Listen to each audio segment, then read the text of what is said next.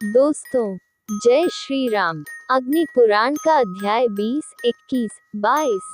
अध्याय 20 प्राथमिक सृजन। अग्नि ने कहा, ब्रह्मा की पहली रचना बुद्धि महत है। दूसरी रचना सूक्ष्म तत्वों तन्मात्राओं की है, जिसे भूतसर तत्वों की रचना के नाम से जाना जाता है। तीसरा है इंद्रियों के नाम से जाने जाने वाले विकासकों वैकारिकों की रचना। ये बुद्धि से उत्पन्न प्राथमिक रचना प्राकृत सर्ग है। चौथा मुख्य सर्ग है। अचल वस्तुओं को मुख्य सृजन कहते हैं। जो निम्न श्रेणी तिर्यक स्रोत की रचना कही गई है, वह मनुष्येतर पशु पक्षी आदि की रचना कही गई है। फिर छठी रचना उच्चतर क्रम ऊर्ध्व स्रोत की है, जिसे देवों की रचना कहा जाता है। फिर सातवीं रचना मध्यम क्रम अर्वाक्ष स्रोत की है, जो मनुष्य है।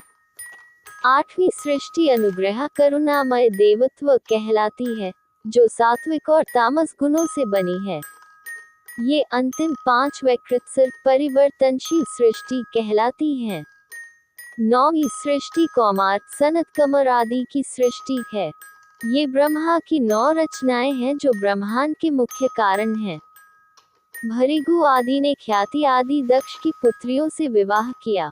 लोगों ने सृष्टि को 3 प्रकार से वर्णित किया है। वे हैं नित्य, नैमित्तिक और दैनंदिनी। मध्यवर्ती प्रलय के पश्चात की सृष्टि को दैनंदिनी कहते हैं।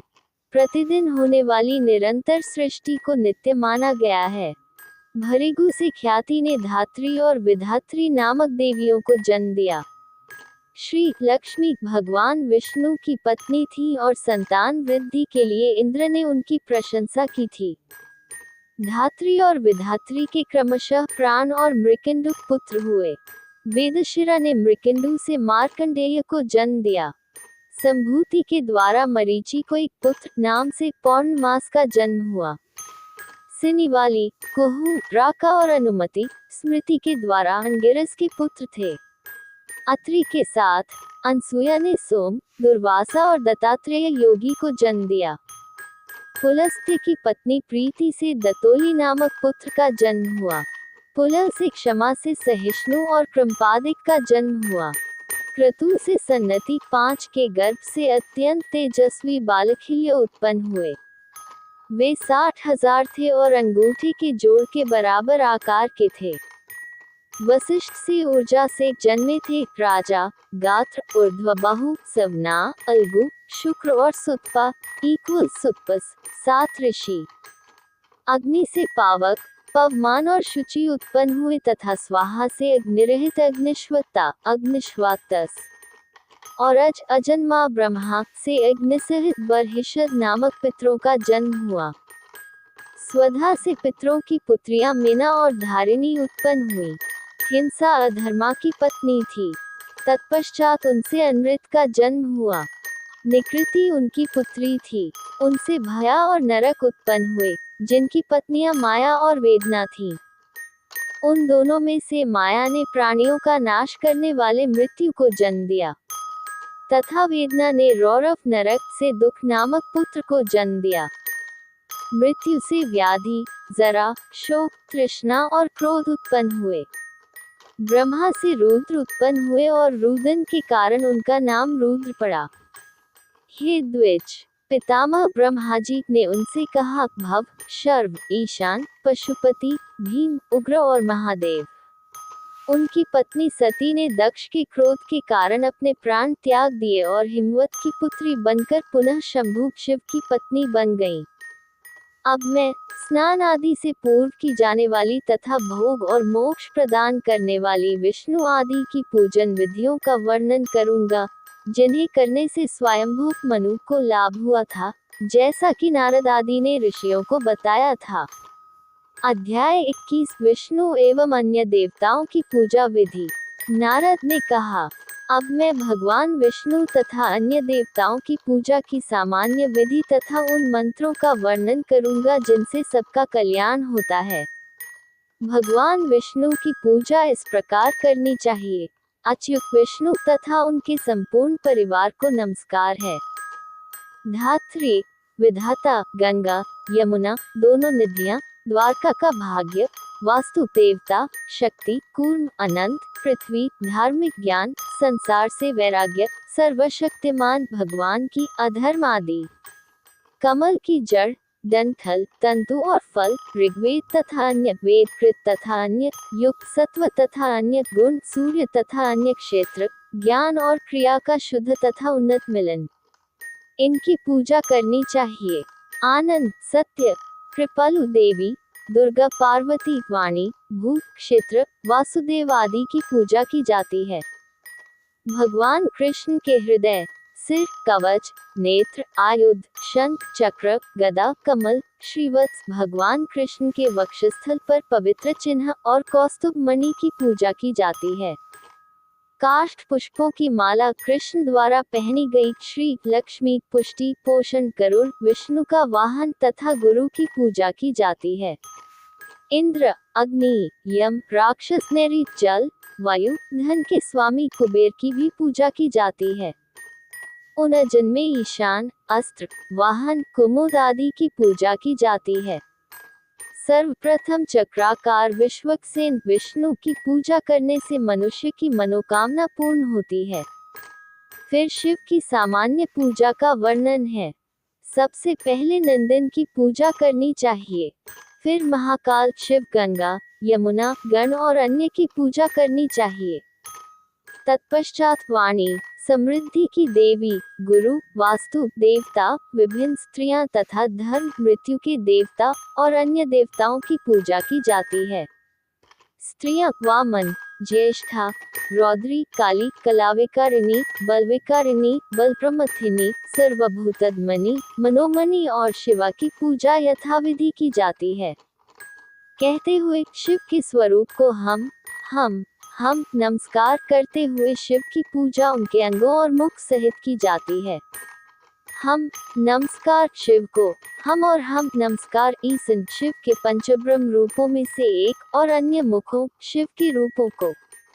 गौरी पार्वती को हरि नमस्कार, कम गंध को, शक्र इंद्र के मुख को, चंड हृदय को तथा अन्य को।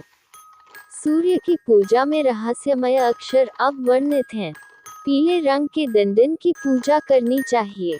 उच्च श्रवा इंद्र का घोड़ा, अत्यंत शुद्ध अरुण सूर्यदेव का छोटा भाई की पूजा करनी चाहिए।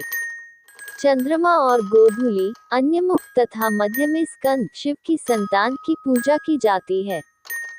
फिर महिला देवताओं दीप्ता, सूक्ष्मा, जया, भद्रा, विभूति, विमला, अमोघा, विद्युता और सर्वतोमुखी की पूजा की जाती है। फिर हम खम मंत्र से अग्नि शिखा का पूजन किया जाता है। ह्री सूर्य को नमस्कार है, हृदय को नमस्कार है। सूर्य की किरणों को, उसके सिर को तथा उसी प्रकार राक्षसों, वायु, पृथ्वी, आकाश और स्वर्ग के लोकों तक पहुंचने वाली ज्वालाओं को नमस्कार है। हमको रहस्यवादी ताबीज के रूप में याद किया जाता है। तेज, नेत्र, रह, सूर्य, राजी, शक्ति और निष्कुप के आयुधों को नमस्कार किया जाता है। तत्पश्चात सोम, चंद्रमा, अंगारक, मंगल, बुध, जीव, बृहस्पति, शुक्र और शनि तथा राहु, केतु, तेजस, चंड की भी संक्षिप्त पूजा की जाती है। तत्पश्चात उपासक को मूर्ति के आसन और हृदय आदि की पूजा करनी चाहिए। विष्णु के आसन और विष्णु की प्रतिमा के लिए मंत्र है राम, श्रीं, श्रीं, श्रीधर, हरि। ह्री सभी देवताओं की प्रतिमाओं के लिए रहस्यमय अक्षर है जो तीनों लोकों को मोहित करने में सक्षम है। ह्री ऋषिकेश, इंद्रियों के स्वामी विष्णु, क्लीं, विष्णु। दीर्घ स्वरों से हृदय तथा अन्य वस्तुओं की पूजा करनी चाहिए। इन सभी रहस्यमय अक्षरों से पंचमी तिथि को पूजा करने से युद्ध में विजय प्राप्त होती है। चक्र, गदा, शंख, मूसल, तलवार, शौंक, धनुष, पाश, अंकुश, श्रीवत्स, भगवान के वक्षस्थल पर चिन्ह की पूजा काष्ठ पुष्पों की माला से तथा श्री मंत्र से श्री, महालक्ष्मी, ताक्ष, विष्णु का वाहन गुरु, इंद्र आदि की पूजा क्रम से की जाती है। ओम ह्री देवी सरस्वती अक्षरों से सरस्वती के आसन की पूजा करनी चाहिए। हृत आदि लक्ष्मी, मेधा, कला, तुष्टि, पुष्टिका, गौरी, प्रभावती, दुर्गा, विभिन्न देवियां, भूत, गुरु और क्षेत्र के अधिष्ठाता देवता की पूजा की जाती है। फिर गणों के स्वामी को गम, गौरी को ह्रीं, श्री को श्रीं, त्वरिता को ह्रीं, ऐं, क्लीं, सौं, त्रिपुरा को चतुर्थ विभक्ति के अंत में नमस्कार कहना चाहिए। सभी रहस्यमय अक्षरों का उच्चारण प्रणव अक्षर ओम से पहले किया जाता है तथा एक बिंदु द्वारा चिन्हित नासिका ध्वनि जोड़ते हुए या तो आराधना करते समय या पुनरावृत्ति करते समय किया जाता है। तिल, घी आदि से होम करने से ये मंत्र धर्म, काम, अर्थ और मोक्ष मानव जीवन के 4 मुख्य उद्देश्य प्रदान करने वाले बन जाते हैं।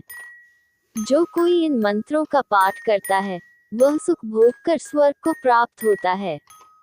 अध्याय 22 धार्मिक अनुष्ठान से पहले स्नान की प्रक्रिया। नारद ने कहा, अब मैं किसी भी धार्मिक कार्य से पहले स्नान करने की विधि का वर्णन करूंगा। एक मिट्टी का ढेला लेकर उसके 2 भाग करके उसके एक भाग से मानसिक स्नान करना चाहिए। जल में डुबकी लगाकर जल की 3 बूंदें पीकर सिंह को समर्पित करके अपनी रक्षा करनी चाहिए। तत्पश्चात श्वास को नियंत्रित करके पूर्व विधि स्नान करना चाहिए। अष्टाक्षर मंत्र ओम नमो वासुदेवाय, ओम नमो नारायणाय अथवा ओम नमो नरसिंहाय से हृदय में भगवान श्रीहरि का ध्यान करते हुए हथेली पर मिट्टी का ढेला बनाकर 3 भागों में किया जाता है तथा सिंह के लिए मंत्र के उच्चारण से सभी दिशाओं में सुरक्षा प्राप्त होती है। वासुदेव के जप के साथ पवित्र जल को मन में संकल्प करके वेद मंत्रों से शरीर को मलकर देवता की प्रतिमा की पूजा करके पापों का नाश करने वाले अघमर्षण सूक्त का स्मरण करके वस्त्र धारण करके निम्न विधि करें। मंत्रों के साथ हथेली पर जल रखकर हथेली पर लगे जल को पोंछकर नारायण मंत्र से वश में करके श्वास लेकर जल को बाहर निकाल दें। फिर हरि का ध्यान करके जल से आहुति देकर द्वादशाक्षर मंत्र का जप करके भक्तिपूर्वक सबको प्रसन्न करते हुए ध्यान के आसन से क्रम से प्रारंभ करके दिशाओं के सभी रक्षक देवताओं, ऋषियों, पितरों, मनुष्यों, सभी प्राणियों और चर प्राणियों तक मंत्रों को स्थापित किया जाता है। फिर विभिन्न देवताओं के लिए अंग निर्धारित करके मंत्र वापस लेकर संस्कार करने के लिए घर में जाना चाहिए। इस प्रकार मूल मंत्र से स्नान करना चाहिए। दोस्तों, अगली वीडियो देखने के लिए आप चैनल सब्सक्राइब जरूर करें और लाइक करें और कमेंट करें। हर हर महादेव।